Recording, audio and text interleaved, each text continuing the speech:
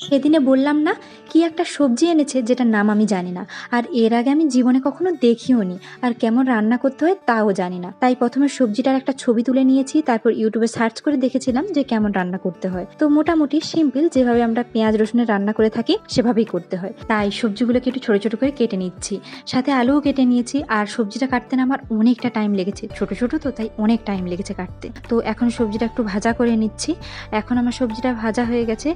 কড়াতে তেল দিয়ে তাতে পেঁয়াজ, লঙ্কা, কাঁচা লঙ্কা দিয়েছিলাম।